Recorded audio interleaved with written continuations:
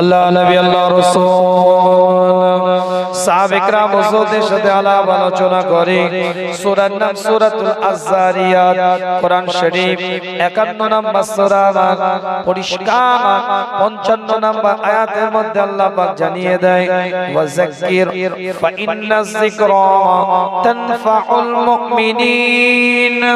আল্লাহ পাক কোরআন দিয়ে এলান করে দেয় রাসূলুল্লাহকে আল্লাহ পাক জানিয়ে দেয় নবী আপনি উপদেশটা দিতে থাকেন, আপনি অ্যানাউন্সটা করতে থাকেন, আপনি ডিক্লেয়ারটা করতে থাকেন, আপনি মেসেজটা দিতে থাকেন, আপনি জানিয়ে দিতে থাকেন ফা ইন্নায যিকরা তানফাউল মুমিনিন।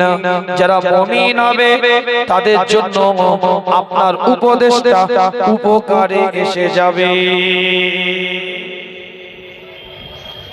সবাই উপদেশ নিতে পারবে না, তাহলে আবু জেহেল তো উপদেশ নিয়ে নিত।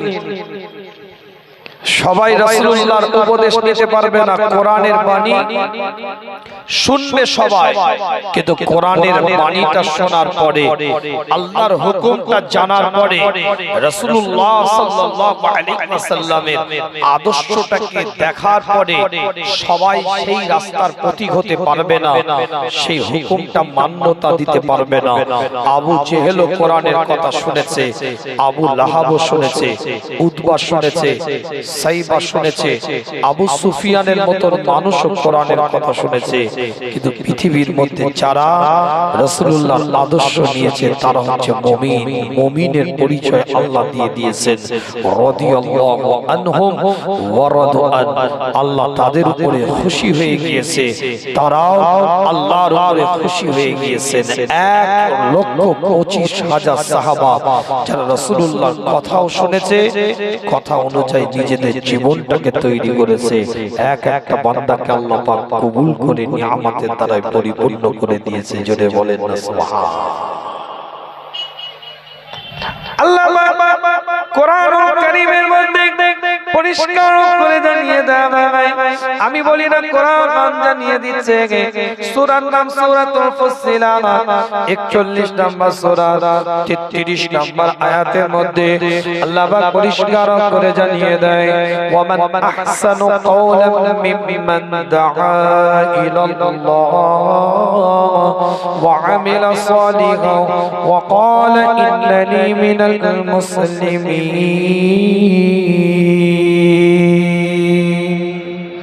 জোরে বলেন আল্লাহু আকবার, আরো আওয়াজ দিয়ে বলেন আল্লাহু আকবার। আল্লাহ কোরআনুল কারীমের মধ্যে পরিষ্কার করে জানিয়ে দেয় ওই ব্যক্তি সব থেকে আলা মাকাম পাবে, সব থেকে আলা মর্যাদা ওই ব্যক্তিকে আল্লাহ দান করে দিবে, মার্তাবা ওয়ালা বানিয়ে দিবে, মর্যাদা ওয়ালা বানিয়ে দিবে। যে ব্যক্তি পৃথিবীর মধ্যে বান্দাকে আল্লাহর রাস্তায়, আল্লাহর রাহে, রবের রাস্তায়, রবের রাহে, কোরআনের রাস্তায়, কোরআনের রাহে, শরীয়তের রাস্তায়, শরীয়তের রাহে, নবীর তরিকার মতে যারা নিজেদেরকে পরিচালিত করেছে, অপরকে পরিচালিত করার জন্য আহ্বান করেছে, তারা পৃথিবীর মধ্যে সব থেকে আলা মাকাম আল্লাহ পাক দান করে দিবে।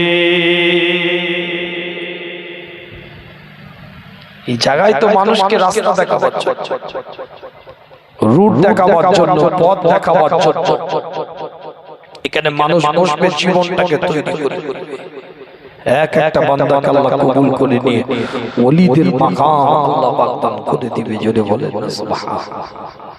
তাই আল্লাহ পাক ঠিক পরের আয়াতের মধ্যে জানিয়ে দেয় সূরা আয-যারিয়াতের মধ্যে 51 নম্বর সূরা ঠিক 56 নম্বর আয়াতের মধ্যে আল্লাহ বলে, খুবই প্রসিদ্ধ একটা আয়াত, খুবই কমন একটা আয়াত, খুবই একটা প্রসিদ্ধ কমন একটা আয়াত আল্লাহ পাক জানিয়ে দিচ্ছে। মানুষ এগুলো শুনে শুনে মুখস্থ করে ফেলেছে, কিন্তু কর্মের ক্ষেত্রে বাস্তবে রূপ দিতে পারে নাই। শুনে শুনে সেটা আয়াতগুলোকে মুখস্থ করে ফেলেছে, কিন্তু বাস্তবে কর্মের জায়গায় সেটাকে কার্যকারী করতে পারে নাই। আল্লাহ পাক কোরআন দিয়ে জানিয়ে দেয় ওয়া মা খালাকতুল জিন্না ওয়াল ইনসা ইল্লা লিয়াবুদুন। আমি আল্লাহ মানব জাতটাকে এবং জিন জাতটাকে তৈরি করেছি আমার ইবাদত করার জন্য, আমার বান্দেগি করার জন্য, আমার উপাসনা করার জন্য, আমার বান্দেগি ইবাদত করার জন্য।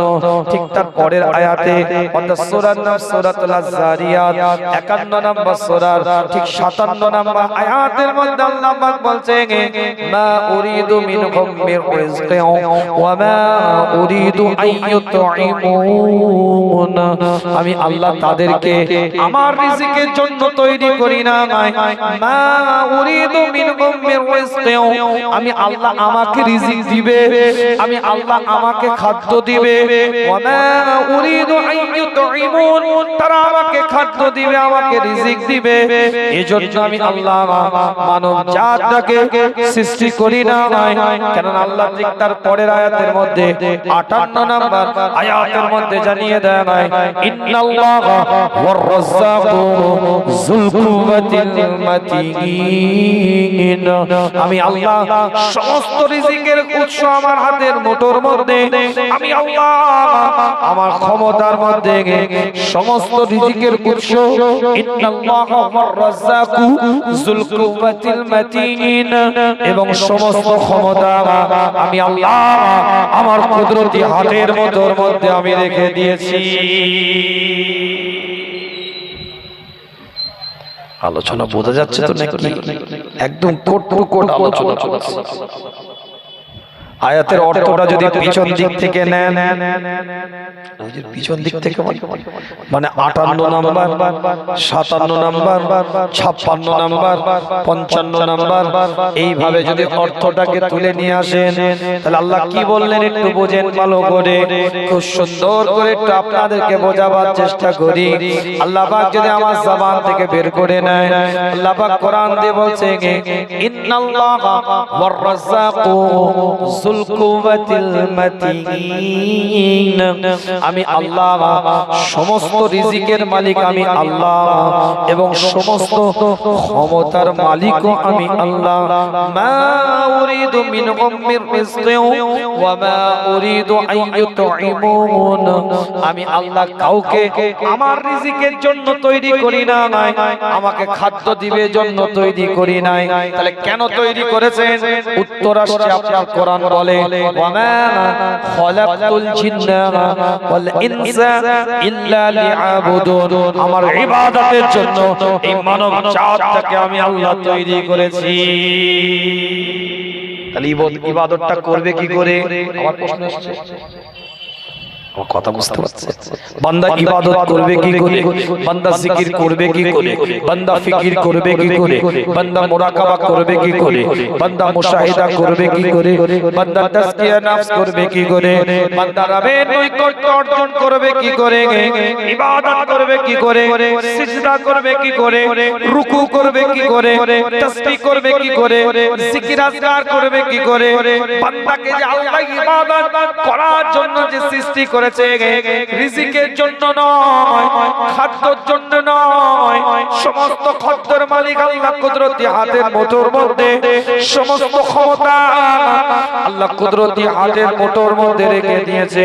এই যে মানুষকে আল্লাহ যে সৃষ্টি করলেন আল্লাহ পাক ইবাদতের জন্য, এখন যদি প্রশ্ন আসে ইবাদতটা বান্দা করবে কি করে, রুকুটা করবে কি করে, ঠিক আল্লাহ নিজেই উত্তর দিচ্ছে। পরিষ্কার কোরআন জানিয়ে দেয় ওয়াযাক্কির ফাইন্নায যিকরা তানফাউল মুমিনিন। রাসূলুল্লাহ যে উপদেশটা দিয়েছে সেই উপদেশ অনুযায়ী মুমিন নিজেকে পরিচালিত করবে, এটা ইবাদতের উদ্দেশ্যে মানুষ পৌঁছে যাবে। কি বলছি বুঝতে পারলেন না? বুঝতে পারলেন? ইবাদত করবে কি করে?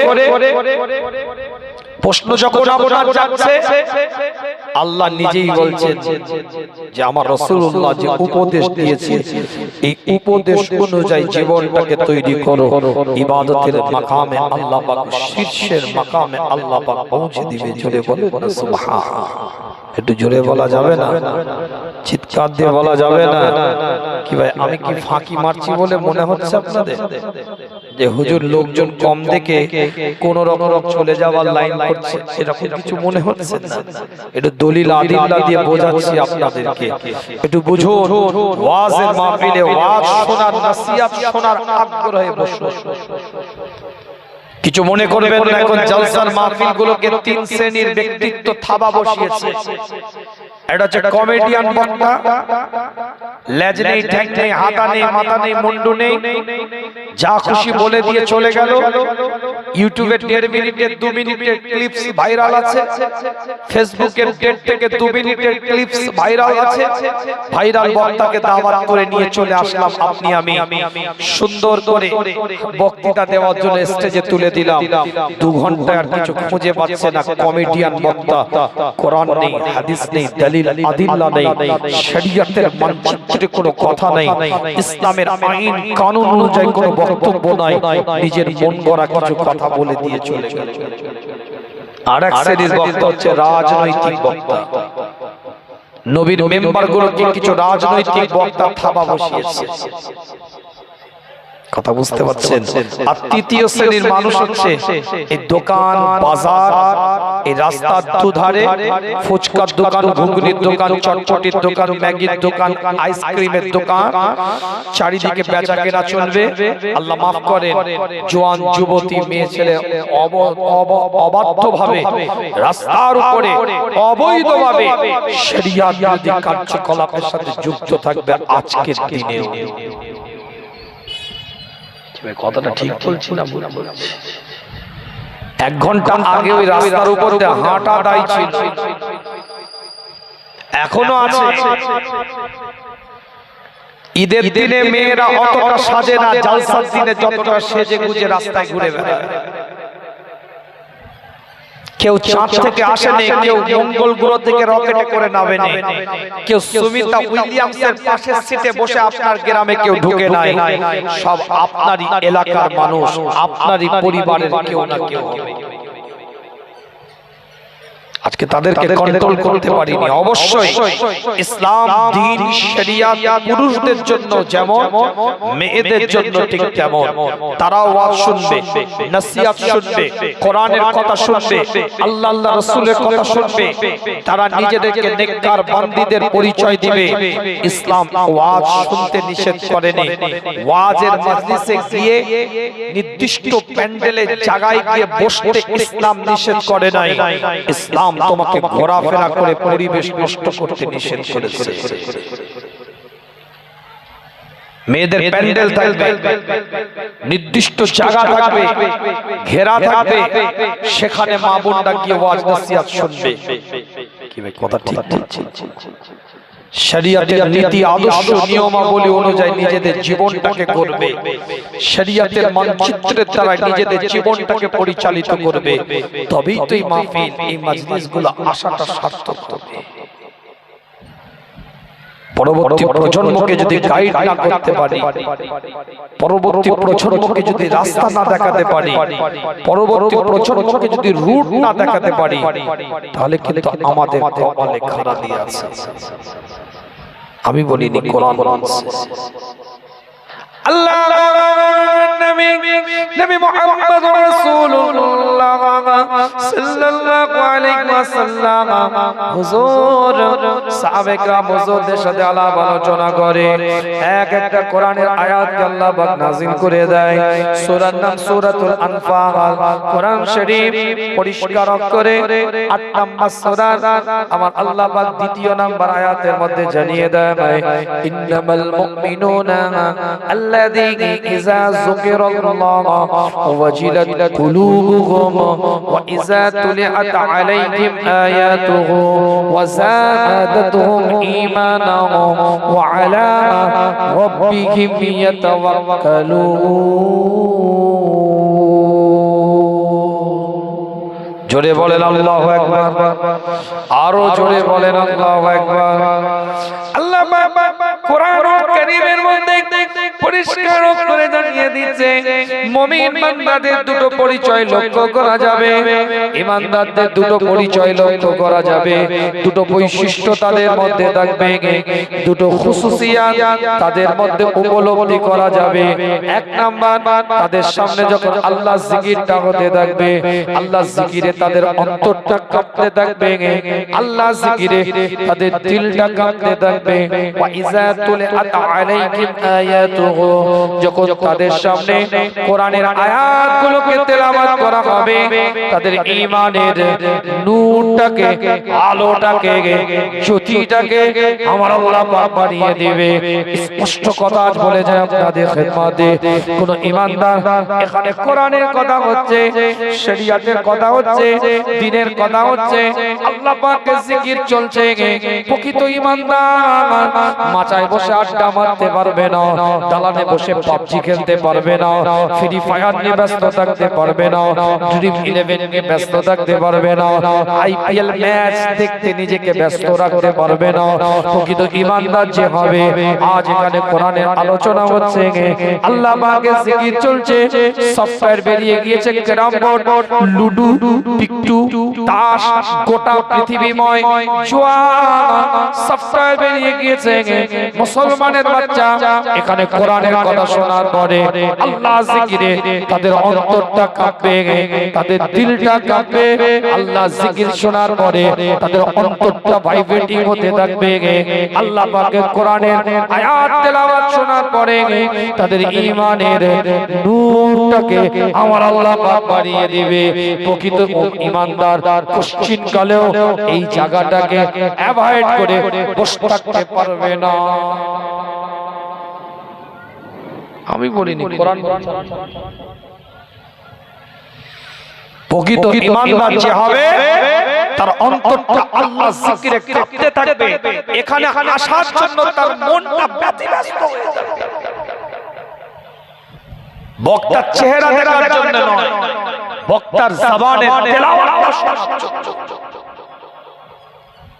আমার কথাটা কিছু বুঝতে পারছেন না? আল্লাহ পাক কোরআনের মধ্যে জানিয়ে দেয়, সূরার নাম সূরাতুল আরাফ, ঠিক এর আগের সূরা 7 নম্বর সূরা পরিষ্কার কোরআন তার ভাষার মধ্যে দিয়ে এলান করে দিচ্ছে। 204 নম্বর আয়াতের মধ্যে আমার আল্লাহ, আমার মাওলা, আমার পরওয়ারদিগার বেনিয়াজ এলান করে, ওয়া ইযা কুরআল কুরআন ফাসতামিউ লাহু ওয়া আনসিতু লাআল্লাকুম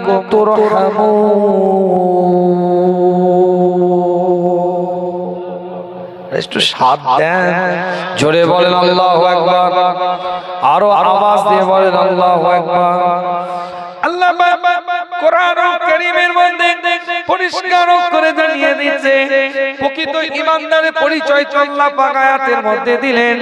কিন্তু এই কোরআনের আয়াতগুলো শুনবে কি করে, ডিসিপ্লিনটা কেমন হবে, শিষ্টাচারটা কেমন হবে, পরিবেশটা কেমন হবে, আল্লাহ পাক সেখানেও কোরআন দিয়ে বলছে, ওয়া ইযা কুরআল কুরআন, যে জায়গায় কোরআনটাকে তেলাওয়াত করা হতে থাকবে, কোরআনটাকে পড়া হতে থাকবে, কোরআন পাঠ করা হতে থাকবে, সেই জায়গাটায় তোমরা পিন অফ সাইলেন্ট একটা পিন বললে আওয়াজ হবে। এই রকম অ্যাটেনশন, এই রকম অ্যাক্টিভ, এই রকম সক্রিয়তার সাথে, এই রকম মনোযোগ দিয়ে সেখানে তোমরা বসো এবং তোমরা আশা করতে পারো, উম্মিদ করতে পারো, আমি আল্লাহ তোমাদের উপরে রহমতগুলোকে বর্ষণ করে দিচ্ছি। জোরে বলবেন, চিৎকার দিয়ে বলা যাবে না সুবহানাল্লাহ। আল্লাহ নবী মুহাম্মদুর রাসূলুল্লাহ সাল্লাল্লাহু আলাইহি ওয়াসাল্লাম হুজুর এই আয়াতের তাফসীর করতে গিয়ে হাদিসের উদ্ধৃতিগুলো নিয়ে আসা হয়েছে। কিতাবের দিক খুলে দেখেন, আল্লাহ নবীর হাদিসগুলোকে নিয়ে আসা হয়েছে। সুনানে আবু দাউদ খুলে দেখেন, একাধিক জায়গায় আপনি দেখতে পারবেন। মুসনাদ আহমদের মধ্যে আপনি পাবেন তৃতীয় খণ্ড 367 নম্বর পৃষ্ঠা, ইমাম হাইসামির লেখা মাজমাউল জাওয়াইদ বলে একটা গ্রন্থ আছে, 7 নম্বর অধ্যায় 162 62 নম্বর পৃষ্ঠার মধ্যে আপনি পাবেন এই হাদিসের উদ্ধৃতিটা। ইবনে কাসির তিনার তাফসীরের কিতাবের মধ্যে দ্বিতীয় খণ্ডে তাফসীরে কাসিরের মধ্যে তিনি লিখছেন এই আয়াতের তাফসীর করতে গিয়ে মুফাসসিরিন এই হাদিসের উদ্ধৃতিটাকে নিয়ে এসেছে মানিস্তামা ইলা আয়াতিন মিন কিতাবিল্লাহি কানাত লাহু কুতিবা লাহু হাসানাতু মুদআফাতু ওয়া মান তালাহাত কানাত লাহু নূরান ইয়াওমাল কিয়ামাতি।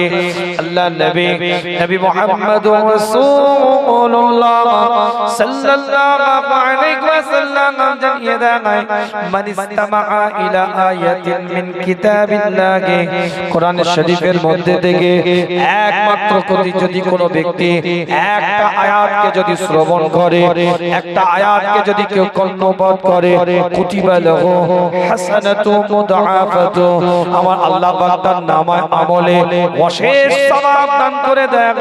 ওয়া মান তালাহা কানাত লাহু নূরান ইয়াওমাল কিয়ামাতি, একটা আয়াতকে যদি কেউ তেলাওয়াত করে, এই তেলাওয়াত করার কারণে কিয়ামতের ময়দানে আল্লাহ পাক তার হাতের মধ্যে নূর হাদিয়া হিসাবে দান করে দেয়।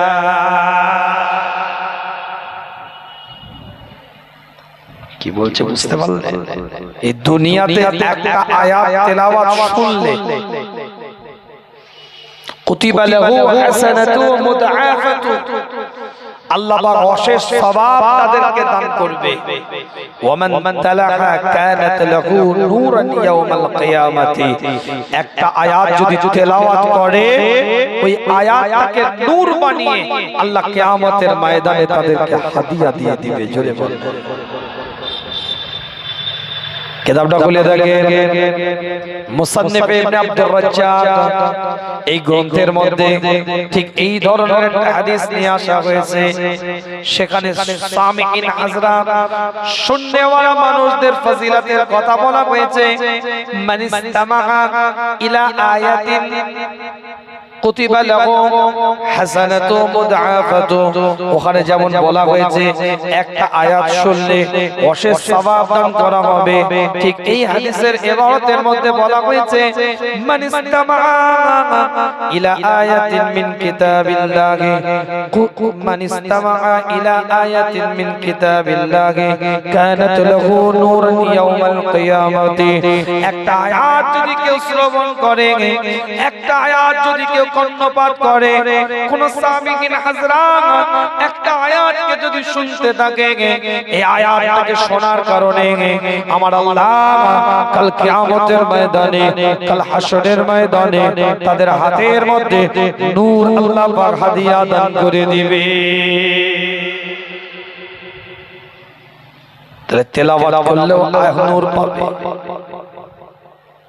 তিলাওয়াত করলেও নূর পাবে। এই দুটো হাদিসকে আরো এস্টাবলিশ করে দিচ্ছি আপনাদের খিদমতে, আরো মজবুত করে দিচ্ছি নাসসে তাতঈদ দলিল দিয়ে। নস দ্বারা সাব্যস্ত হাদিসের দ্বারাই যেমন ইবারত এসেছে, কোরআনের আয়াত দ্বারাই এটাকে নাসসে তাতঈ বলা হয়। একদম আকট্ট মজবুত দলিল আল্লাহ নবী মুহাম্মদুর রাসূলুল্লাহ সাল্লাল্লাহু আলাইহি ওয়াসাল্লাম জানিয়ে দেন। সূরার নাম সূরাতুল হাদীদ, কোরআন শরীফ 57 নম্বর সূরা 12 নম্বর আয়াতের মধ্যে আল্লাহ পাক জানিয়ে দিচ্ছে, পরিষ্কার করে লেখা আছে ইয়াউমা তারাল মুমিনিনা ওয়াল মুমিনাতি ইয়াসআ নূরুহুম বাইনা আইদিহিম ওয়া বিআইমানিহিম বুশরাকুমুল ইয়াউম জান্নাতুন তাজরি মিন তাহতিহাল আনহার খালিদিনা ফিহা যালিকা ওয়াল ফাওজুল আযীম। আল্লাহ পাক কোরআন দিয়ে জানিয়ে দেয় কাল কিয়ামতের ময়দানে, কাল হাসরের ময়দানে तमाम বিশ্বটা যেদিন তামাম হয়ে যাবে, ধ্বংস হয়ে যাবে, চূর্ণ বিচূর্ণ হয়ে যাবে, সেই কঠিন দিনে ইজা জুলজিলাতিল আরদু জিলজালাহা, যেদিন তামাম বিশ্বটা তাবাহ হয়ে যাবে, ধ্বংস হয়ে যাবে, চূর্ণ বিচূর্ণ হয়ে যাবে। ওয়া আখরাজাতিল আরদু আসকালাহা, এই জমিনকে আল্লাহ বলবে জমিন তুই বমি করে দে, জমিন বমি করে দিবে। ক্ষয় করে দিবে আমওয়াতিহা ও কুনুজিহা লাশ সমূহ খনিজ দ্রব্য সমূহ বার হয়ে আসবে সেই কঠিন সময় কঠিন পরিস্থিতিতে তাম বিশ্বটা যেদিন তাবাহ হয়ে যাবে আল্লাহ দায়িত্ব নিয়ে বলছে একটা মুমিন আর একটা মুমিনাতের দল হবে এই মুমিন মুমিনাতের দলকে আমি আল্লাহ পাক ইয়াসআ নূরুহুম বাইনা আইদিহিম ওয়া বিআইমানিহিম তাদের হাতের মধ্যে এবং তাদের কপালের মধ্যে আমি আল্লাহ দুটো নূর তাদেরকে দান করে দেব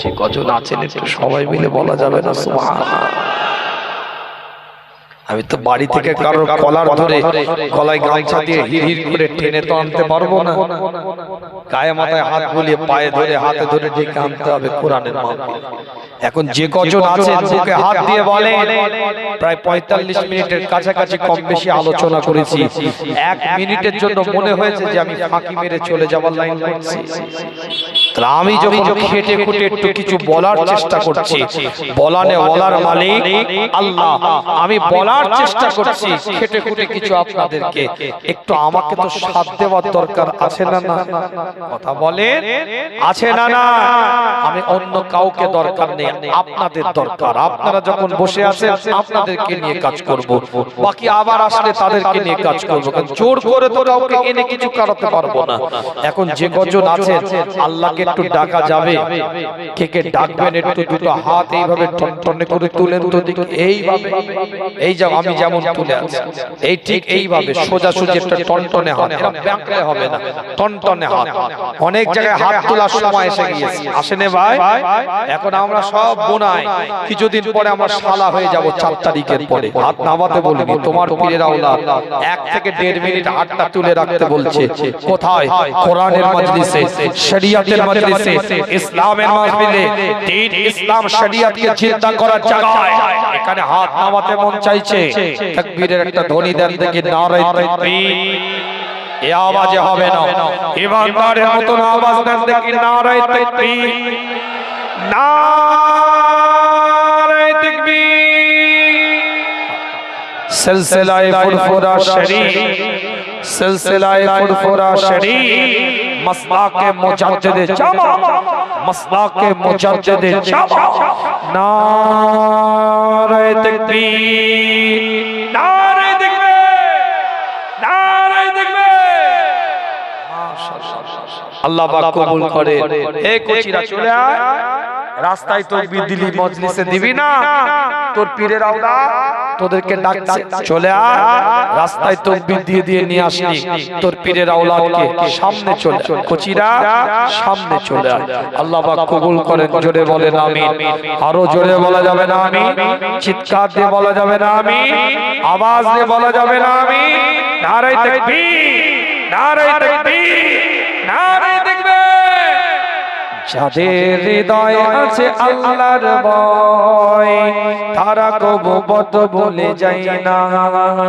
আল্লাহর প্রেম ছাড়া এই দুনিয়ায় কারো কাছে কোনো কিছু চাই না যাদের হৃদয়ে আছে আল্লাহর ভয় তারা কবু পথ ভুলে যায় না আল্লাহর প্রেম ছাড়া এই দুনিয়ায় কারো কাছে কোনো কিছু চাই না রাতে রাদারে যারা সিজদাতে রয় দু চোখে অশ্রুতে নদী যেন বয় রাতে রাদারে যারা সিজদাতে রয় দু চোখে অশ্রুতে নদী যেন বয় ছলনার হাতছানি যতই আসুক পিছনে ফিরেও তাকায় না যাদের হৃদয়ে আছে আল্লাহর ভয় তারা কবু পথ ভুলে যায় না আল্লাহর প্রেম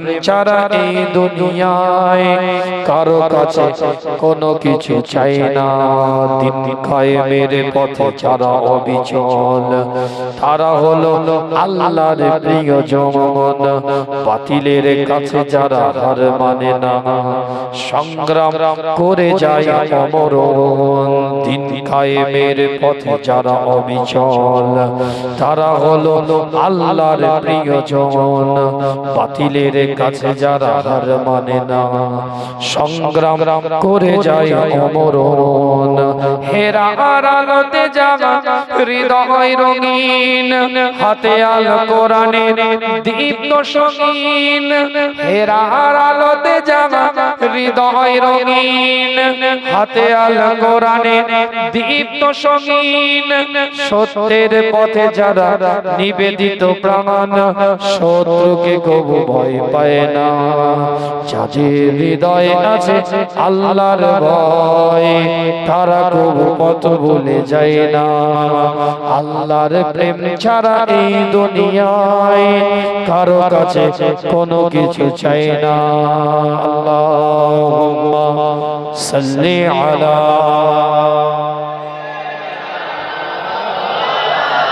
মাশাআল্লাহ, এই তো সুন্দর ওয়ালা আলী।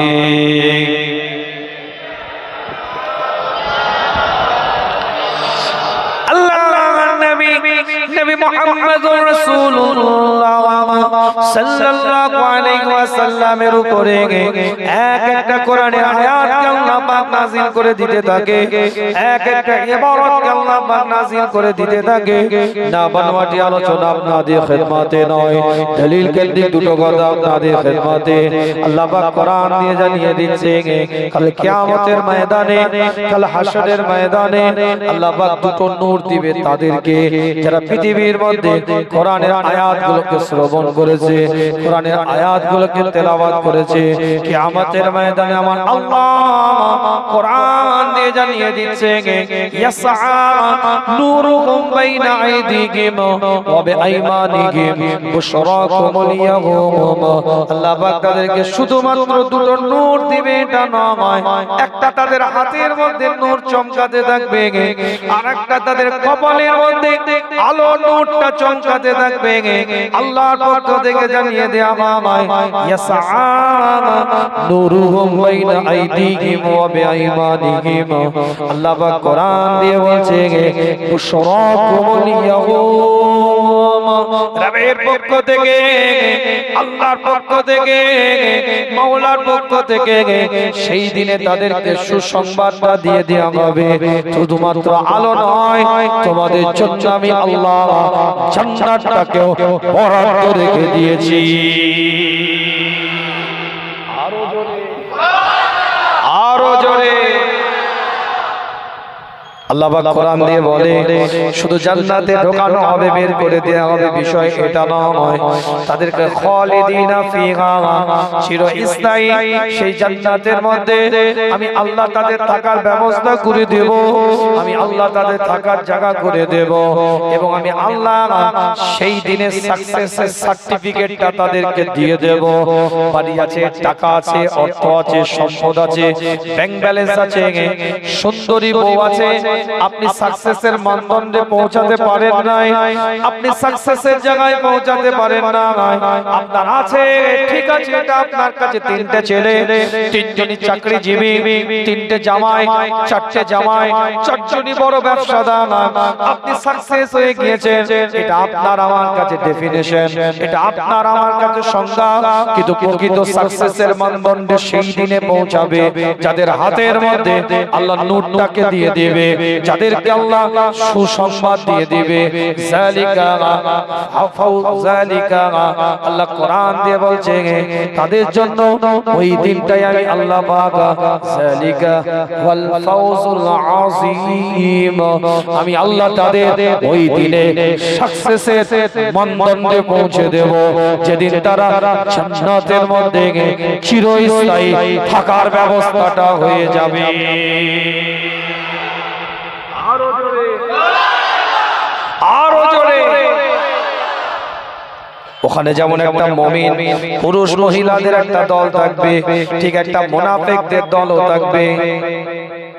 আল্লাহ কোরআন কারীমের মধ্যে পরিষ্কার করে জানিয়ে দিয়েছে ওই দিনে আওয়াজ দিয়ে মুনাফিকরা মুমিন বান্দা বান্দীগুলো যখন আলোটা নিয়ে যেতে থাকবে, জ্যোতিটা নিয়ে যেতে থাকবে, লাইট যেটা রবের কাছ থেকে পাবে সেইগুলো নিয়ে যখন যেতে থাকবে, ইয়াকুলু মুনাফিকরা আওয়াজ দিয়ে বলবে, পরিষ্কার করে সেদিন মুনাফিকরা চিৎকার দিয়ে বলবে, লিল্লাযিনা আমানু নজুরনা নাকতাবিস মিন নূরিকুম।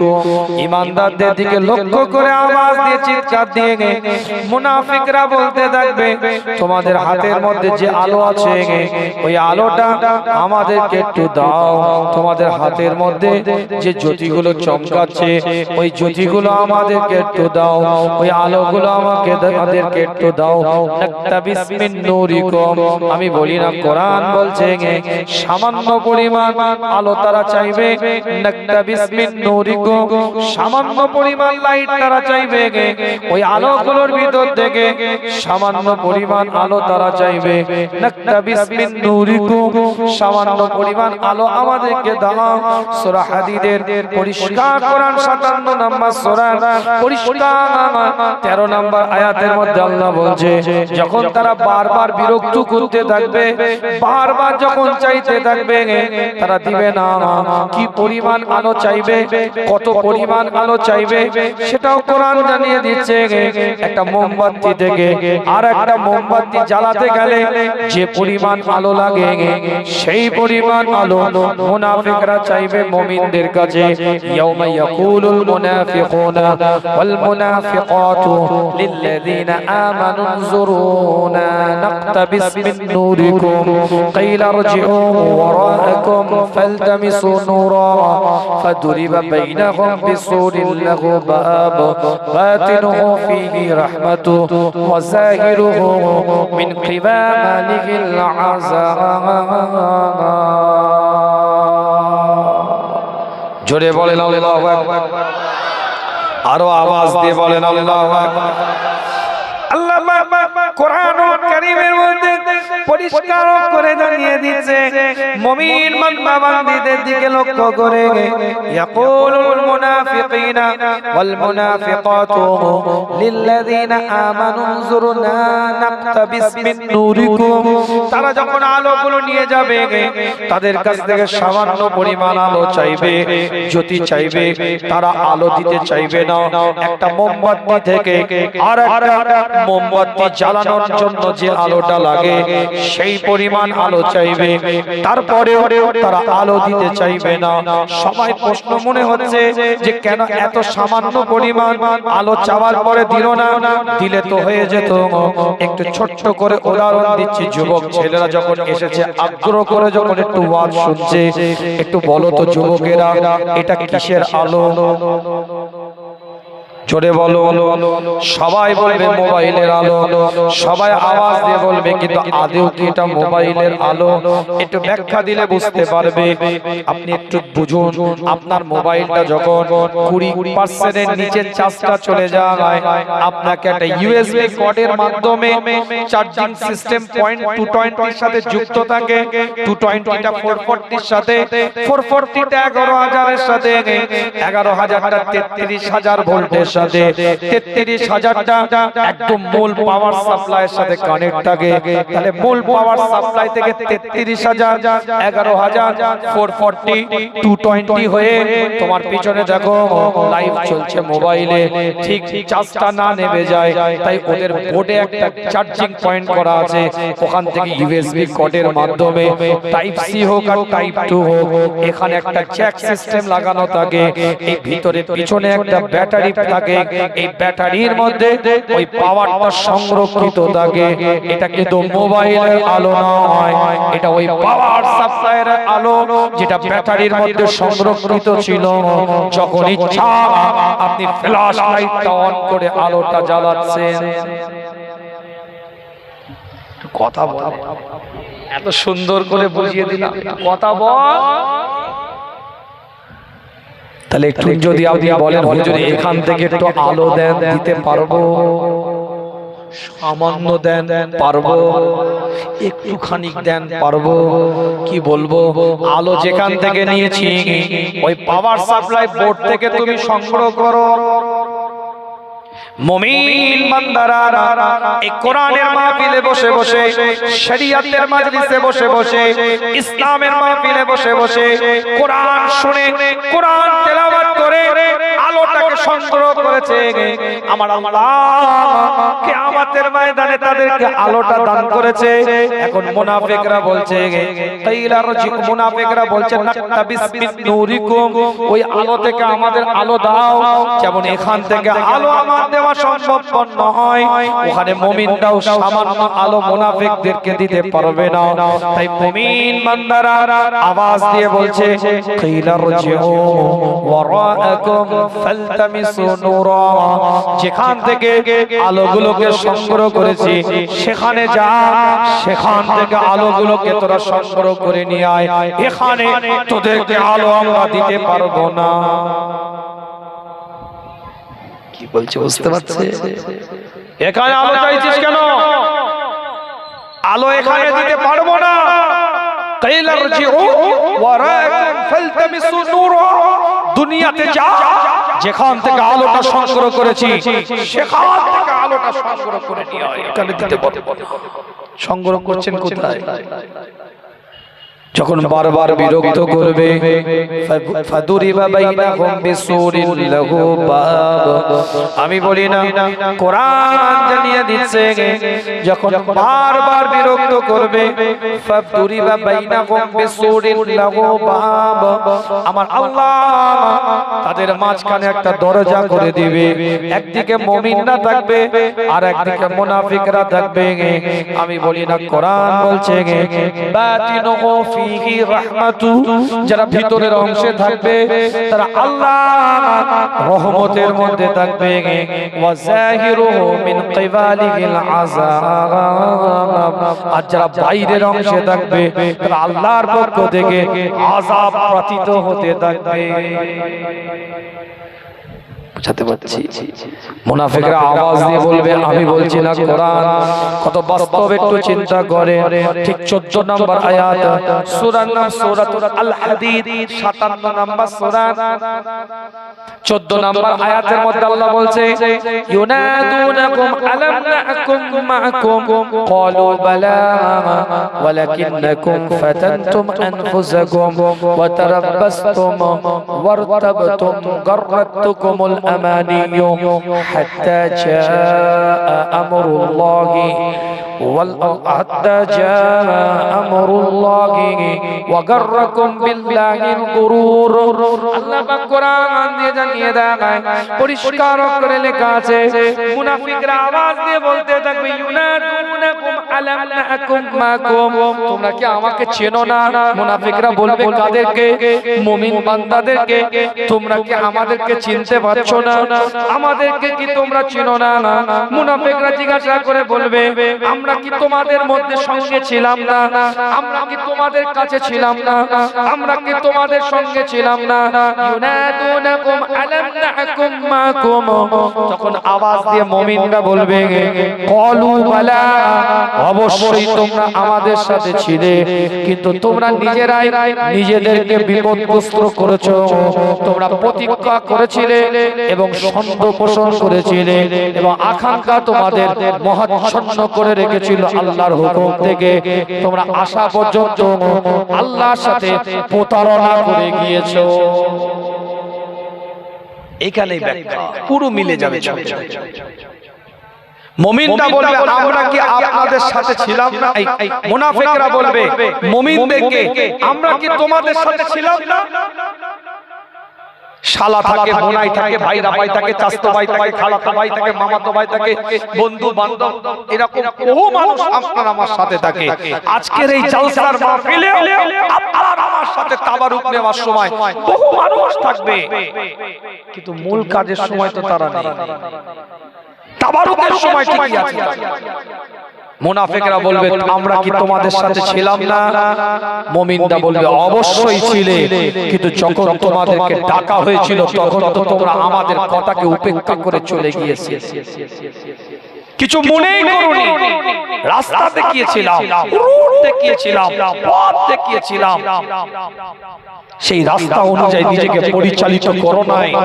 ডেকে এনে হয়েছিল, অবস্থান করানো হয়েছিল, বসে কোরআনের দাওয়াত দেওয়া হয়েছিল, শরীয়তের বিধান, ইসলামের আইন, ইসলামের রীতিনীতি আদর্শ সম্পর্কে তোমাদেরকে পুঙ্খানুপুঙ্খানুভাবে জানানো হয়েছিল। কিন্তু আমাদের কথা, আমাদের মন্তব্য, আমাদের ওপিনিয়ন, আমাদের বক্তব্য তোমরা কিছু মনেই করো নাই। ডন্ট কেয়ার, এলোমেলো বুক ফুলিয়ে ঘুরে বেরিয়েছিলে। কিন্তু সাথে ছিলে তাওয়ারুদের সময়, সাথে ছিলে রাস্তায় হাঁটার সময়, সাথে ছিলে হেঁটে যখন যাচ্ছিলাম একটা পান খেতে পানের দোকানের সাথে, সাথে ছিলে আইসক্রিমের দোকানের পাশ দিয়ে তোমাকে পাশ দিয়েছিলাম, সাথে ছিলে ঘরে বসে আড্ডা মেরেছো, কিন্তু কোরআনে মিলেছে, কোরআন শুনতে আগ্রহী। এখন কি আলো দেব? আলো তো সেখানে আমরা নিয়েছি, তোমরা নিতে পারো না। কি ভাই, আমার কথাটা কি রাগ করছেন নাকি? আলোচনা বোঝা যাচ্ছে না? বোঝা যাচ্ছে। আপনি হাফেজ না হলে বলেন না। ইমাম সাহেব, আমাদের হাফেজ সাহেব তো, আরে ইমাম সাহেব আলেমও হয়, মুফতিও হয়, আবার হাফেজ কারি হয়, সেজন্য জিজ্ঞেস করছি। মাশাআল্লাহ, কোরআন হাফেজ কোরআন, কোরআনের উপরে আমার থেকে বেশি জ্ঞান আছে কোরআনের, কারণ কোরআন সিনার মধ্যে আছে। আমি হাফেজ, আমি ওই জায়গায় মেনে নিতে হবে। কোরআনের আয়াত হয়তো আমি ব্যাখ্যা করে ভালো করে শোনাচ্ছি, আলাদা বিষয়, কিন্তু যে কোরআন আমাকে দেখে পড়তে হচ্ছে, ওই কোরআন উনি নিজে সিনার মধ্যে, কলিজার মধ্যে তটস্থ করে রেখে দিয়েছে। সম্মান বেশি, আল্লাহ মাকাম দিয়েছে। কি ভাই, কথা ঠিক?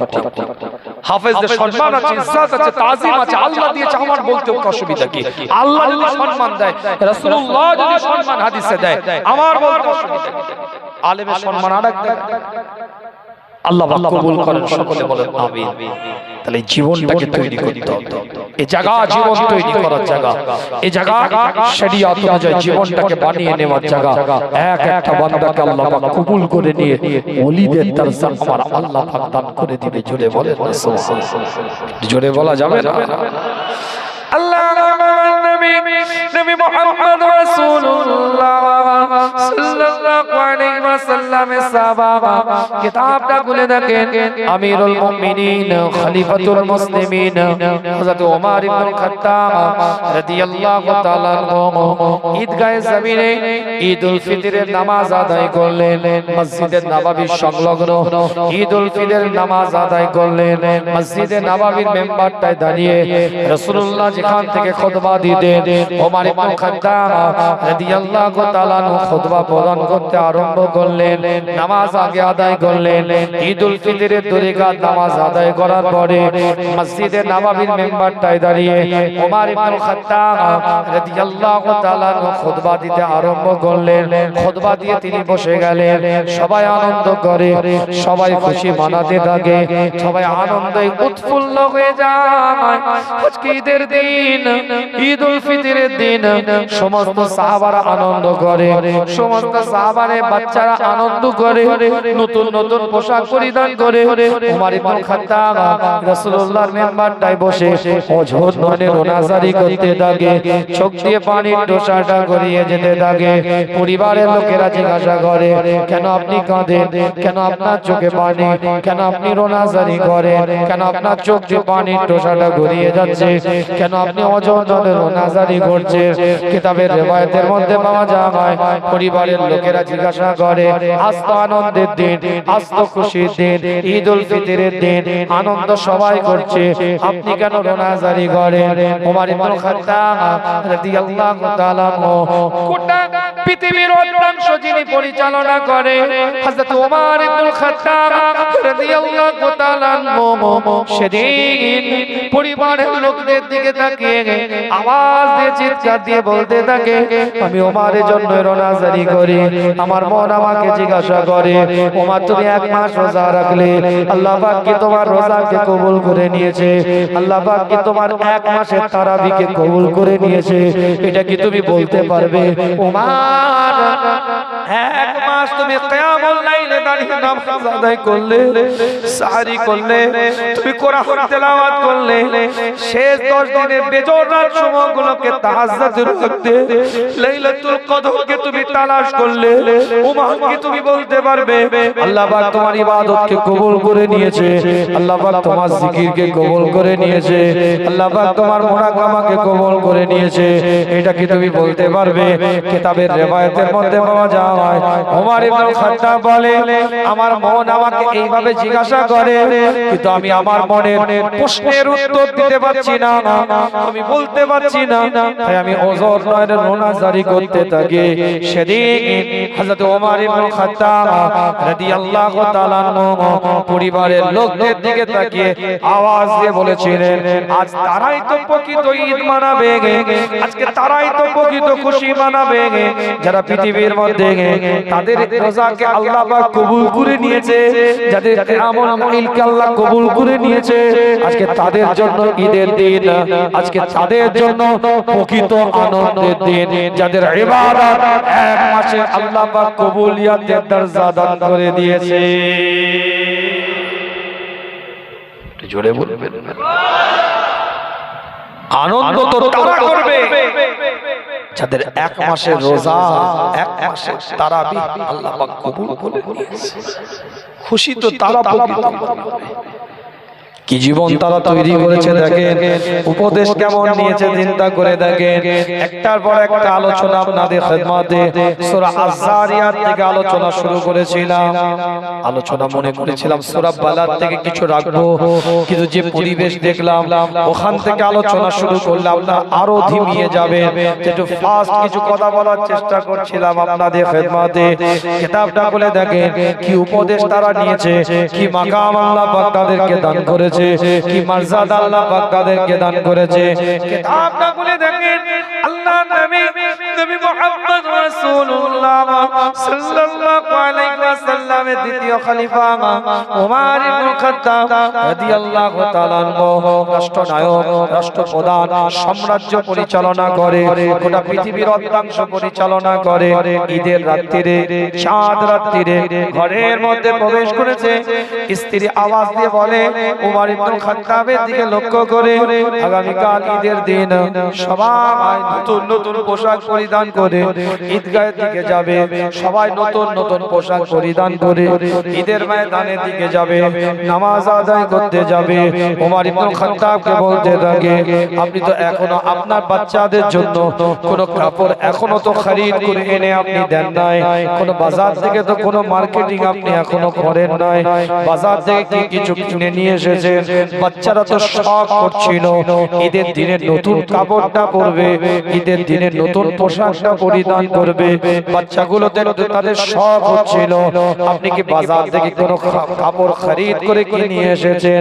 ওমর ইবনে খাত্তাব সেদিনে বলে, আমার কাছে উদ্বৃত্ত কোনো অর্থ নাই, যারাই বাজার থেকে আমি কাপড়টা খরিদ করে আনবো এমন কিছু অতিরিক্ত আমার কাছে অর্থ নাই, যার কারণে আমি বাজার থেকে মার্কেটিং তাদের জন্য করে নিয়ে আসবো। স্ত্রী আওয়াজ দিয়ে বলতে থাকে, একটা সুন্দর পরামর্শ তিনি দিলেন, আবু উবাইদার কাছে আপনি যান। কে আবু উবাইদা? তৎকালীন যুগে যিনি ফাইনান্স মিনিস্টারের দায়িত্ব পালন করে, অর্থ মন্ত্রণালয়কে সামাল দেয়, যিনি কোষাগারের দায়িত্ব নিয়ে আছেন, হযরত আবু উবাইদা রাদিয়াল্লাহু তাআলা আনহুর কাছে আপনি যান। আপনি তার কাছে গিয়ে বলেন, এক মাসের অগ্রিম বেতনটা আপনি আমাকে দিন।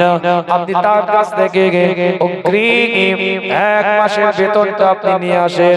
ওমর ইবনে খাত্তাব বলে, তুমি ভালো পরামর্শ দিয়েছো। গভীর রাত্রিরে হযরত আবু উবাইদা রাদিয়াল্লাহু তাআলা আনহুর বাড়ির সামনে গিয়ে আওয়াজটা দেয়। আওয়াজ শোনার পরে আবু উবাইদা রাদিয়াল্লাহু তাআলা আনহু ঘর থেকে বেরিয়ে ওমর ইবনে খাত্তাবের দিকে তাকিয়ে বলতে থাকে, আপনি খলিফাতুল মুসলিমিন, আপনি আমিরুল মুমিনিন, আপনি গোটা পৃথিবীর অর্ধাংশ পরিচালনা করেন, আপনি তো আমাকে ডাকতে পারতেন, আপনি রাষ্ট্রনায়ক, আপনি রাষ্ট্রপ্রধান, আপনি সাম্রাজ্য পরিচালনা করেন, করেন, আপনি তো আমাকে ডাকতে পারতেন, আমি আপনার বাড়ির সামনে চলে যেতাম। এই গভীর রাত্রিরে কষ্ট করে আপনি কেন আসলেন? সেদিন ওমর ইবনে খাত্তাব বিখ্যাত একটা উক্তি করেছিলেন, আজ আমি ওমর তোমার কাছে ব্যক্তিগত একটা চাহিদার জন্য এসেছি, রাষ্ট্রীয় কোনো আলাপ আলোচনা করার জন্য নয়। রাষ্ট্রীয়ভাবে যদি আলাপ আলোচনা করতাম, আমি তোমাকে নিজের বাড়িতে ডেকে নিতাম, তুমি অর্থ মন্ত্রণালয়কে সামাল দাও, আমি এই রাজ্যের একজন খলিফা, আমি তোমার সাথে রাষ্ট্রীয় আলোচনা করলে, সাম্রাজ্য নিয়ে কথা বললে, আমি তোমাকে আমার বাড়িতে ডেকে নিতে পারতাম, কিন্তু আমি আমার ব্যক্তিগত স্বার্থে এসেছি তোমার কাছে। এজন্য আজ যদি আমি তোমাকে আমার বাড়িতে ডেকে এই কথাটা বলতাম, ব্যক্তি বিশেষ আমার দরকার, আমি তাহলে আমার ক্ষমতার অপব্যবহার করতাম, আর আমি ওমর এই ক্ষমতার অপব্যবহারটাকে আমানতের খেয়ানত বলে মনে করি। জোরে বলবেন।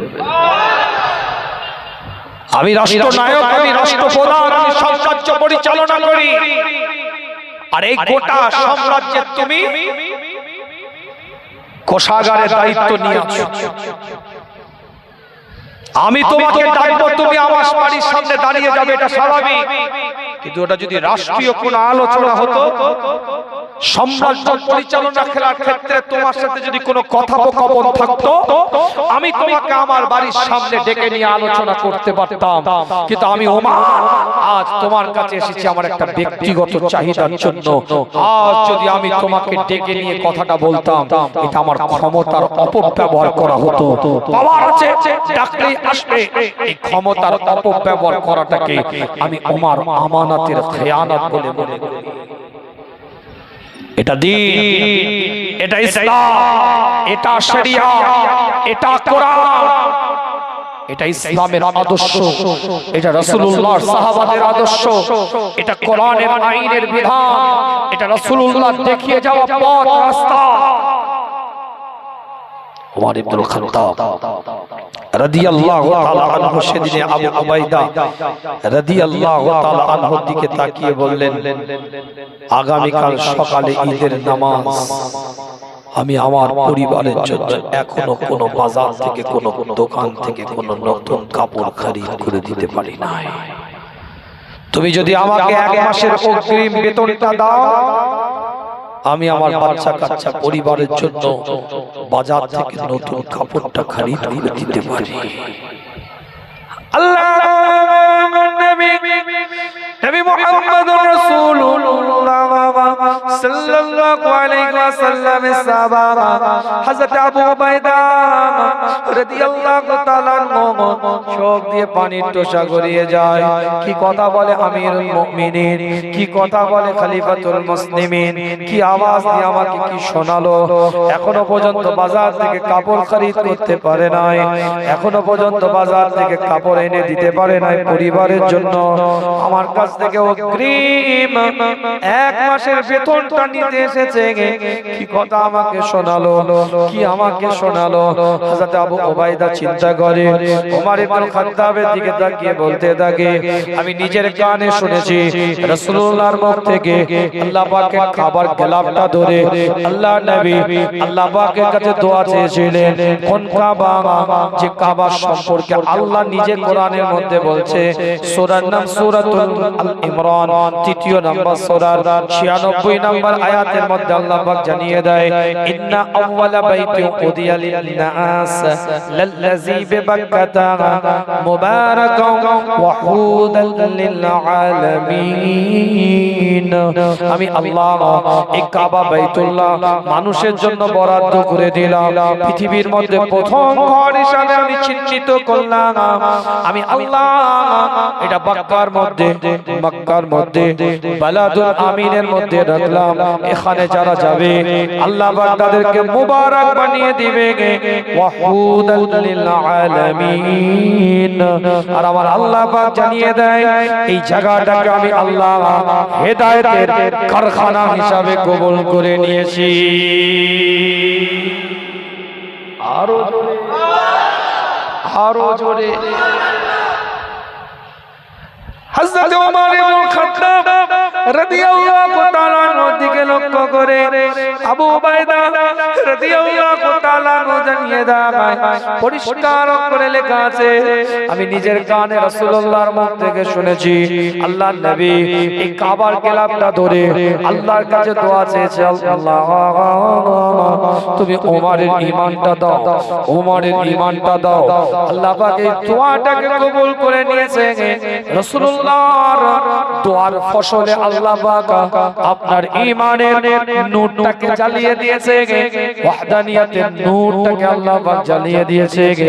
শুধু তাই নয়, আমি রাসূলুল্লাহর মুখ থেকে নিজের কানে শুনেছি জিবরাইল 950 বছর ধরে যদি ওমর ইবনে খাত্তাবের শানকে বর্ণনা করে, জিবরাইল 950 বছর ধরে যদি ওমর ইবনে খাত্তাবের শানকে বর্ণনা করে, ইজ্জতের উপরে কথা বলে, 950 বছর ধরে জিবরাইল হযরত ওমর ইবনে খাত্তাবের শানকে বর্ণনা করে শেষ করতে পারবে না। জোরে বলেন। এতক্ষণ তো আশা করিনি, ছিটে ফোটা ছিলেন, এখন একটা মানসম্পন্ন হয়েছে, একটু জোরে বলেন না সুবহানাল্লাহ। এখনো যদি ঘুম পেয়ে যায় তাহলে কখন জাগবে মামু, কখন জাগবে? বিরিয়ানির হাড় দেখে সকলে মিলে বলা যাবে না সুবহানাল্লাহ? আওয়াজ দিয়ে বলা যাবে না সুবহানাল্লাহ? নারে তাকবীর, নারে তাকবীর। হযরত ওমর ইবনে খাত্তাবের দিকে লক্ষ্য করে আবু উবাইদা রাদিয়াল্লাহু তাআলা বলতে থাকে, আমি নিজের কানে রাসূলুল্লাহর মুখ থেকে শুনেছি, আমার পরে যদি আল্লাহ পাক কাউকে নবুয়তের দায়িত্ব দিত, আমার পরে যদি আল্লাহ কাউকে রিসালাতের দায়িত্ব দিত, আমি নবী খাতামান নবীয়িন করে নবুয়তের শেষ রাসূল করে আমাকে যদি আল্লাহ না পাঠাতেন, আমার পরে যদি আল্লাহ কাউকে নবী করে পাঠাতেন পৃথিবীর মধ্যে, তাহলে ওমর ইবনে খাত্তাবকে আল্লাহ পাক পাঠাতেন, ওমর ইবনে খাত্তাবকে আল্লাহ পাক দুনিয়াতে পাঠাতেন। শুধু তাই নয়, আপনি যে রাস্তাটা দিয়ে যান সেই রাস্তার মধ্যে যদি শয়তান প্রবেশ করে, শয়তান রাস্তা পরিবর্তন করতে বাধ্য হয়। আমি আবু উবাইদা রাদিয়াল্লাহু তাআলা আমি যতটা জানি, হযরত আবু উবাইদা বলছে আমি যতটা জানি, আপনি মনে মনে ভেবেছেন, মুখে প্রকাশ করেন নাই, আপনি মনে মনে ভেবেছেন, মুখে আওয়াজ দিয়ে বলেনও নাই, আপনার মনের ভাবনা থেকে আমার আল্লাহ কোরআনের 22টা আয়াতকে নাজিল করে দিয়েছে। এতগুলো কথা শুনে কি মনে হচ্ছে ওমর ইবনে খাত্তাব 1 মাসের অগ্রিম বেতন চেয়েছে, আবু উবাইদা মনে হয় 1 বছরের অগ্রিম বেতনটা দিয়ে দিবে। এত মান, এত ইজ্জতের কথা বলেছে, কথা কিছু বুঝতে পারতে হযরত আবু উবাইদা রাদিয়াল্লাহু তাআলা আনহু সেই দিনে ওই রাষ্ট্রীয়ভাবে যিনি ফাইনান্স মিনিস্টারের দায়িত্ব পালন করছে, অর্থ মন্ত্রণালয়কে সামাল দিচ্ছে, সেদিন আওয়াজ দিয়ে বলেছিলেন, ওমর ইবনে খাত্তাব রাদিয়াল্লাহু তাআলা আনহুর দিকে লক্ষ্য করে আপনার সম্মান, ইজ্জত, তাজিমের উপরে আমি আবু উবাইদা ওয়াকিবহল আছি, আমি জানি, আমার জানা আছে, কিন্তু আপনাকে অগ্রিম আমি বেতন দিতে পারি, তার জন্য শর্ত হচ্ছে আপনাকে লিখে দিতে হবে আপনি 1 মাস বেঁচে থাকবেন, তাহলে আপনাকে অগ্রিম 1 মাসের বেতনটা আমি আবু উবাইদা দিতে পারি। বুঝতে পারছেন? বর্তমানে কিছু এরকম বললে এই জায়গাটা ঠিক থাকবে বলে মনে হয়, ঠেটো করে ফেলবে, কিমা বানিয়ে ফেলবে, বিলিন্ডারের মেশিনে ঢোকালে তো একটা বো করে আওয়াজ হয়।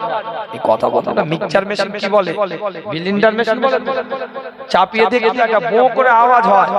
এই কথা যদি কাউকে এখন বলে, ক্ষমতাশীল, পাওয়ারওয়ালা, আধিপত্য, সিনা 56 ইঞ্চি করে ঘুরে বেড়াচ্ছে, দাদার থাবা পিছনে আছে, এই ধরাকে সরা করে মনে করে ঘুরে বেড়াচ্ছে, এরকম ব্যক্তিকে যদি কেউ একটু নিচু পর্যায়ের মানুষ ক্ষমতার দিক থেকে বলে, ওই বো করে আওয়াজ হবে না, হঠাৎ ধুলো হয়ে গেছে। তাহলে ওমর ইবনে খাত্তাব কি বলছে? শিক্ষা নেওয়ার ব্যাপারে ইসলাম দ্বীন শরিয়াত শিক্ষা দিয়েছে। ওমর ইবনে খাত্তাব রাদিয়াল্লাহু তাআলা আনহু আবু উবাইদা এই কথাটা শোনার পরে মনে মনে তিনি ভাবতে থাকেন, রাসূলুল্লাহর হাদিসগুলো মনে পড়ে যায়। আল্লাহর নবী মসজিদে নববীর মধ্যে হুজুর আমার বসে আছেন, সাহাবায়ে কেরাম হুজুরের দিকে লক্ষ্য করে হুজুর জিজ্ঞাসা করে, এ আমার সাহাবারা তোমাদের মৃত্যুর সম্পর্কে ধারণাটা কি? মৃত্যুর সম্পর্কে তোমাদের বক্তব্যটা কি? মৃত্যুর ব্যাপারে তোমাদের ওপিনিয়ন তো আমাকে বলো। একজন সাহাবা দাঁড়িয়ে বলে, ইয়া রাসূলুল্লাহ, ইয়া হাবিবাল্লাহ, হুজুর এক লোকমা গালের মধ্যে খাবার নিয়েছি, আর এক লোকমা নিতে পারবো এর কোনো নিশ্চয়তা নাই, এর মধ্যবর্তী সময় আমার মৃত্যুটা এসে যেতে পারে। আরো একজন সাহাবা দাঁড়িয়ে বলে, হুজুর আপনার দরবারে আজ এসেছি, আগামীকাল আসতে পারবো এর কোনো নিশ্চয়তা নাই, এর মধ্যবর্তী সময় আমার মৃত্যুটা এসে যেতে পারে।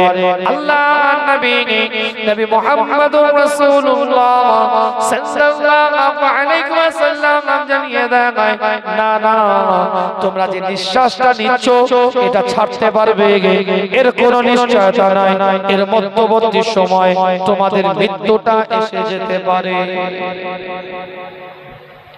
আল্লাহ পাক কোরআনের মধ্যে জানিয়ে দেয়, সূরার নাম সূরাতুল জুমআ 8 নম্বর আয়াতে আল্লাহ এলান করে, কুল ইন্নাল মাউতাল্লাযী তাফিরুনা মিনহু ফাইন্নাহু মুলাকীকুম।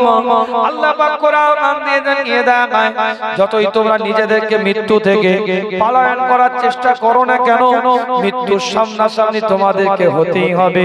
সূরার নাম সূরাতুন নিসা 4 নম্বর সূরা 78 নম্বর আয়াতে আল্লাহ পাক কোরআন দিয়ে জানিয়ে দেয়, পরিষ্কার আর অক্ষরে লেখা আছে, আইনামা তাকুনু ইউদরিকুমুল মাউত ওয়ালাউ কুনতুম ফি বুরুজিম মুশাইয়াদা।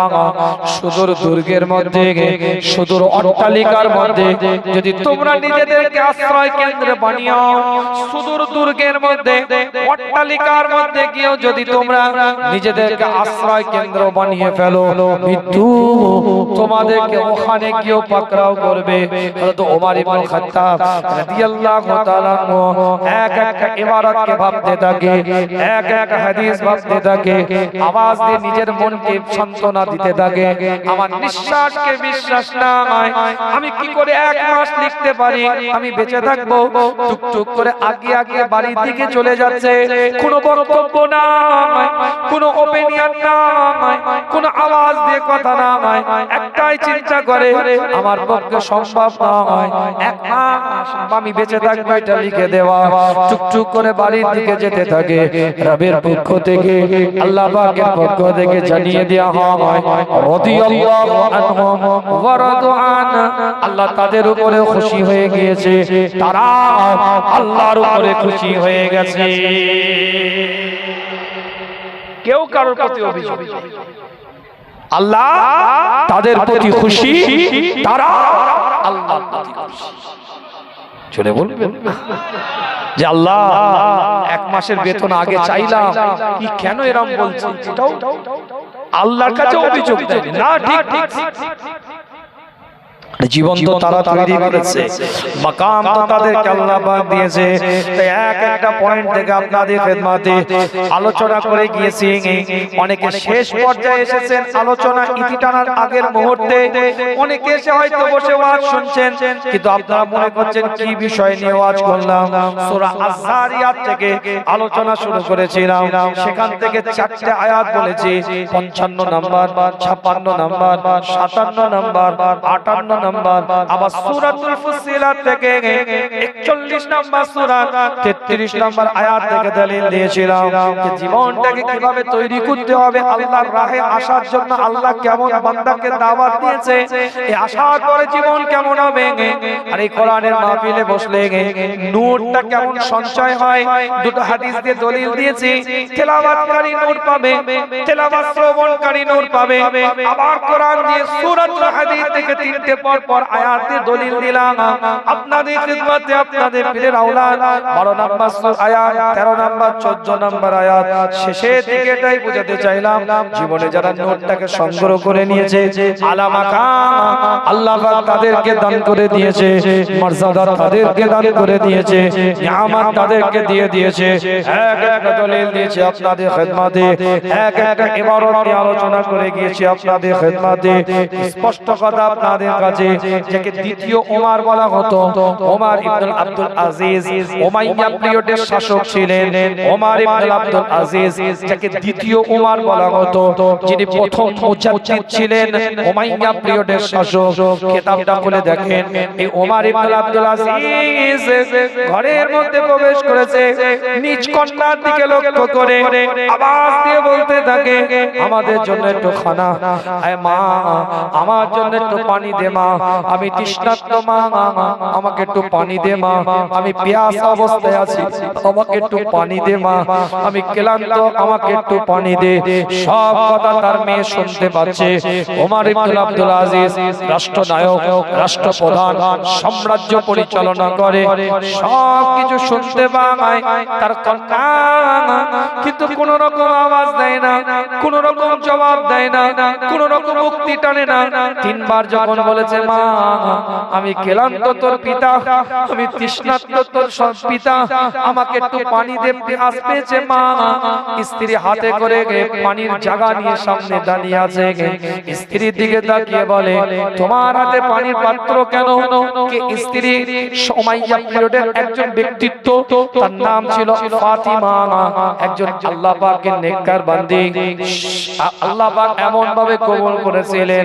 ফাতিমার দিকে লক্ষ্য করে আল্লাহ রাসূলের কন্যা ফাতিমা নয় উমাইয়া পিরিয়ডের শাসকের স্ত্রী ওমর ইবনে আব্দুল আজিজের স্ত্রী ফাতিমা তার চারটি ভাই চারজনই বাদশা ছিল তার পিতা সেও বাদশা ছিল তার দাদা সেও বাদশা ছিল তার সন্তান সেও বাদশা ছিল তার স্বামী সেও বাদশা ছিল উমাইয়া পিরিয়ডের এমন একজন ব্যক্তিত্ব স্ত্রীর দিকে তাকিয়ে হযরত ওমর ইবনে আব্দুল আজিজ বলতে থাকে কন্যাকে এতবার ডাকলাম পানির তৃষ্ণার্ত আমার পেয়েছে আমাকে একটু পানি দিবে এতবার আওয়াজ দেওয়ার পরেও সে তো আমার কথাগুলো শুনতে পায় কিন্তু কোন রকমে সে তো জবাব দেয় না কি হয়েছে তো আমাকে বলো সেদিন ওমর ইবনে আব্দুল আজিজের স্ত্রী বলতে থাকে আপনার কন্যা আমাকে বলতে নিষেধ করেছে কিন্তু আপনি যখন বারবার আমাকে বলছেন আমি বলতে বাধ্য হলাম আমি জানাতে বাধ্য হলাম আপনার কন্যা শরীরের মধ্যে যে পোশাকটা পরিধান করে আছে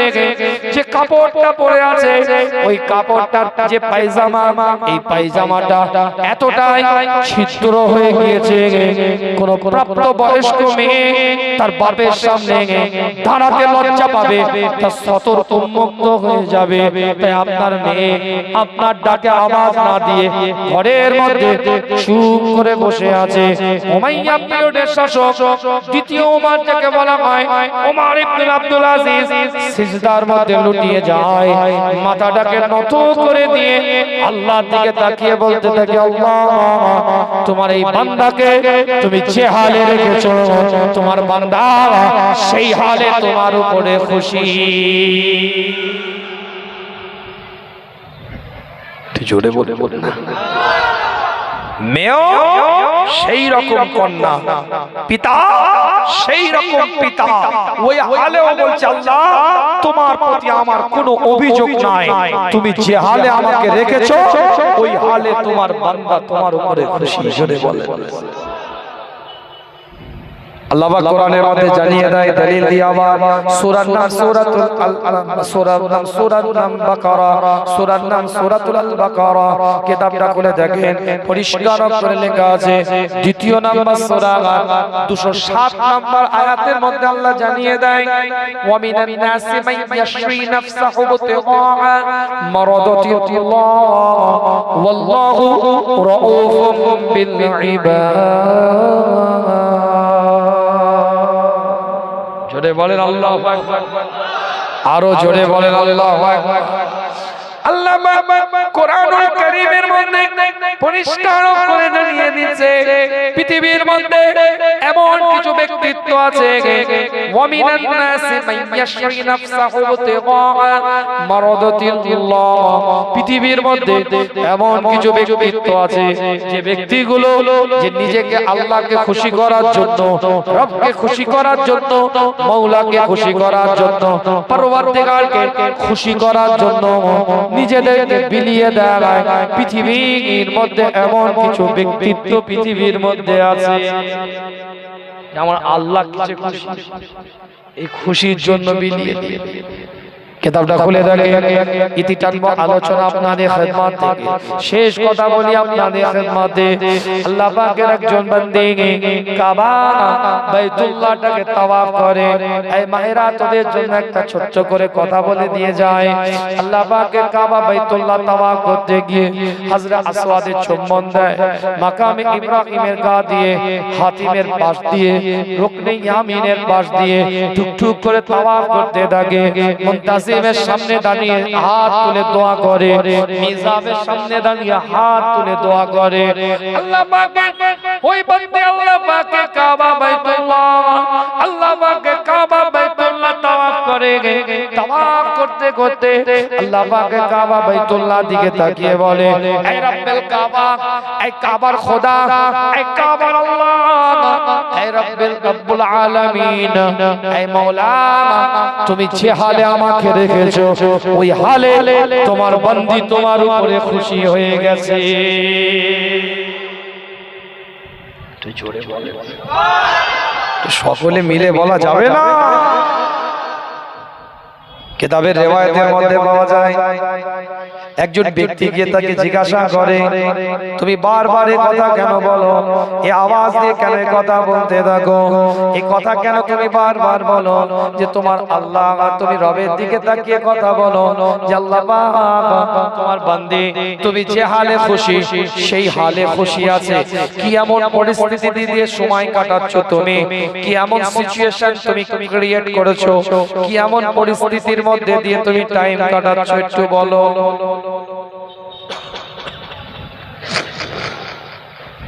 আল্লাহ পাকের বান্দী বলে তাওয়াফ শেষ করে আপনাকে শোনাই আল্লাহ পাকের বান্দী তাওয়াফটা শেষ করে মাকামে ইব্রাহিমকে সামনে রেখে ওয়াজিবুত তাওয়াফ দুই রাকাত নামাজ আদায় করে ওই ব্যক্তির কাছে গিয়ে বলতে থাকে আমি রান্না চালাই চুলো শালের মধ্যে একদিন আমি রান্না করছিলাম ছোট্ট আমার একটা বাচ্চা আমার পায়ের মধ্যে বসেছিল হঠাৎ করে আমি দুই বাচ্চা আমার আরো তারা ঘরের মধ্যে খেলা করছিল আমি তাদের আওয়াজ শুনতে পেলাম কিছুদিন আগে আমাদের ঘরে একটা বকরি জবাই করা হয়েছিল ওই বকরি জবাই করার দৃশ্যটা তারা দেখেছে একে অপরের সাথে তারা খেলা করছিল একটা আওয়াজ আমি শুনতে পেয়ে ছোট্ট বাচ্চাটাকে ওখানে রেখে দিয়ে আমি চটজলদি ঘরের মধ্যে প্রবেশ করলাম আমি লক্ষ্য করে দেখি আমার মেজো ছেলেটার গলার মধ্যে আমার বড় ছেলেটা একটা ধারালো অস্ত্র দিয়ে চালিয়ে দিয়েছে রক্তাক্ত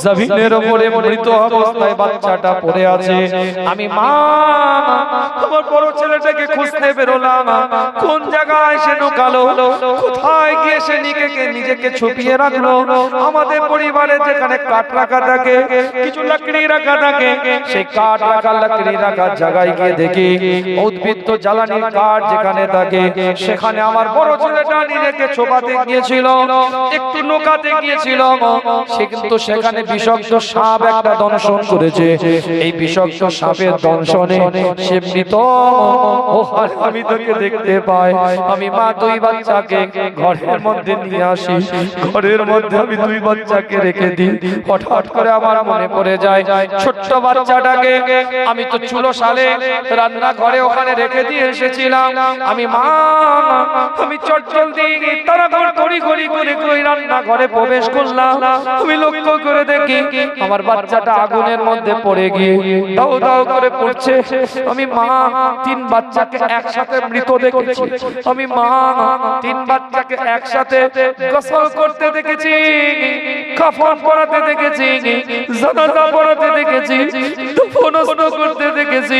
আমি মা 3 বাচ্চার কবর দেখে 3 বাচ্চাকে কবরে শুইয়ে তাদের কবর দেখে আমি আল্লাহ পাকের কাবা বাইতুল্লাহকে আল্লাহ পাকের কাবা বাইতুল্লাহকে তাওয়াফ করি আর আল্লাহ পাকের দিকে তাকিয়ে বলি হে রব্বুল কাবা, তুমি যে হালে আমাকে রেখেছো এই হালে তোমার বান্দী তোমার উপরে খুশি আছে। ঈমান এটা বান্দার পরিচয়, বান্দির পরিচয়। হাত থেকে মোবাইল পড়ে গিয়ে স্ক্রিন প্রোটেক্টর ভেঙে গেলে আল্লাহকে দোষ দিই, এই তো বান্দার কাজ। ঢালাই রাস্তায় বাইক রাখতে কি স্ট্যান্ড সোজা না রেখে একটু বেঁকে গিয়ে রেখেছিলেন, লোড দিতে পায়ে পড়ে গেছে, আল্লাহকে বলে আল্লাহ, আরে নিজে মুখে না বললো বডি ল্যাঙ্গুয়েজ শরীরের ভাষায় প্রকাশ করি যেন আল্লাহ তুমি আমারই পা দেখতে পেলে। কথা ঠিক বলছি না, হোঁচট খেলে বান্দা আল্লাহকে দোষ দোষ নাউজুবিল্লাহ। আল্লাহকে আল্লাহর ভরসা, বান্দার নৈতিক দায়িত্ব রবের উপরে ভরসা। তাই আয়াত প্রথমে বলেছিলাম একটু মিলিয়ে দিয়ে যায়। আল্লাহ বলছে দুটো জিনিস যদি সফটওয়্যার ইনস্টল করতে পারো, আপলোড করতে পারো, ডাউনলোড করতে পারো, আল্লাহ জিকির, আর দ্বিতীয় আল্লাহর কোরআনের আয়াত তেলাওয়াতের মাধ্যমে এই দুটো সফটওয়্যার যদি ইনস্টল করতে পারো, আল্লাহ বলছেন আমি আল্লাহ আমার পক্ষ থেকে তোমাদের আলাদা একটা সফটওয়্যার ডাউনলোড করে দেব। সেটা কি? ওয়া আলা রাব্বিহিম ইয়াতাওয়াক্কালুন, আমার প্রতি ভরসাটা আমি আল্লাহ বাড়িয়ে দেব। জোরে বলেন না সুবহানাল্লাহ। আলোচনা বাড়াবো না, বিদায় নেব। গুনাহগারের জন্য দোয়া করবেন, আমি আপনাদের জন্য দোয়া করি। আসেন রাসূলের সাথে দাঁড়িয়ে একটু সালাত ও সালাম পাঠ করি। ইয়া নবী সালাম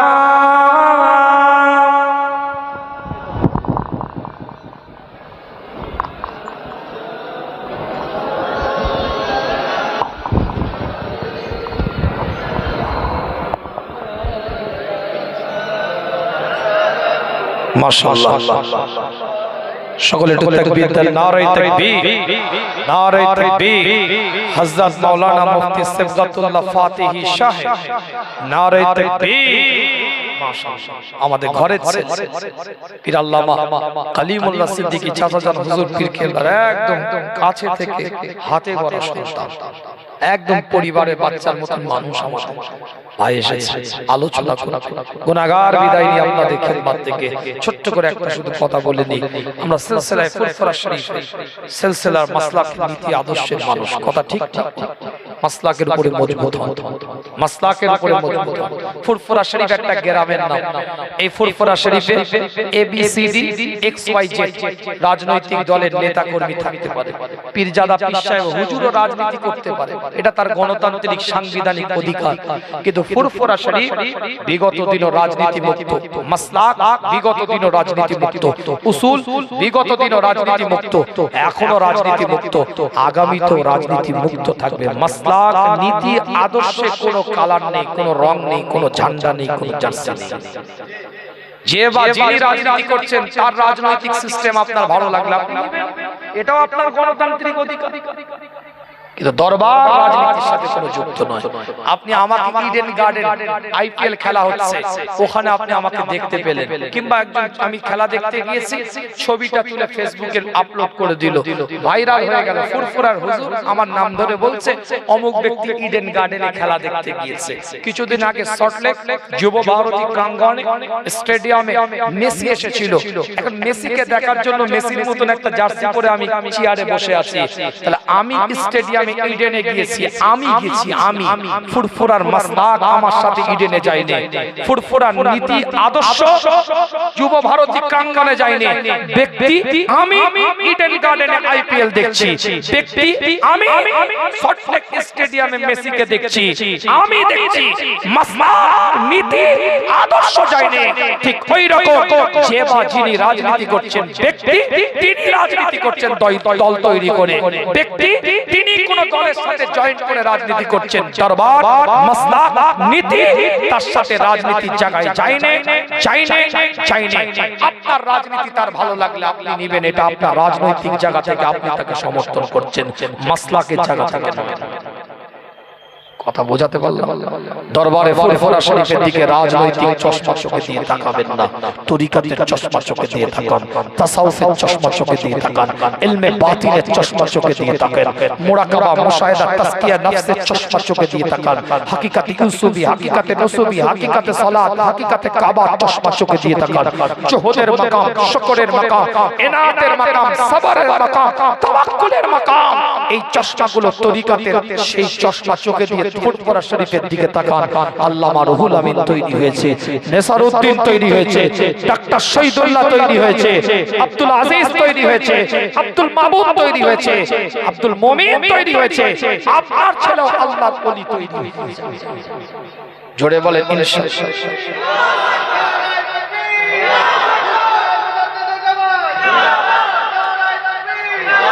অনেকে বলে যে ফুরফুরা শরীফে গেলে তো রাজনীতি, তুমি চায়ের দোকানে চা পাবে, ওষুধের দোকানে ওষুধ পাবে, যে বা যিনি রাজনীতি করছে তার সামনে বসে বসে তো রাজনীতির কথাই উগলাবে, যা খেয়েছে সেটাই উগলাবে।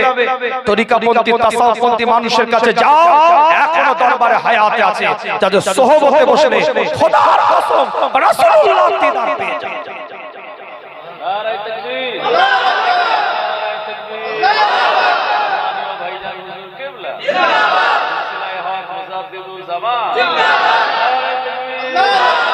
বিদায় নিয়ে রাগ করলেন আমার কথায়, কষ্ট পেলে আমাকে বলতে হবে। হকের উপরে দাঁড়িয়ে কথা না বললে অসুবিধা আছে। আপনারা আপনার অ্যাঙ্গেলে নিলে হবে না, মাসলাকের অ্যাঙ্গেলে আমার কথাটা বুঝুন। আমি কারো পক্ষেও নয়, কারো বিপক্ষেও নয়, কিন্তু সব জায়গায় খিচুড়ি পাকালে এখানে আমার বক্তব্য আছে, মন্তব্য আছে। আল্লাহ আমাদের সকলকে কবুল করেন। এর উপর আমার অনেক আলোচনা আছে, শর্ট টাইম আমাকে যেতে হবে, ভাইকে দাঁড়িয়ে রেখে বড় কথা বলা ঠিক নয়। আল্লাহ পাক আমাদের সকলকে কবুল করেন। আবেগ, দরদ, ভালোবাসা নিয়ে সালাতুস সালাম ইয়া নবী। যায়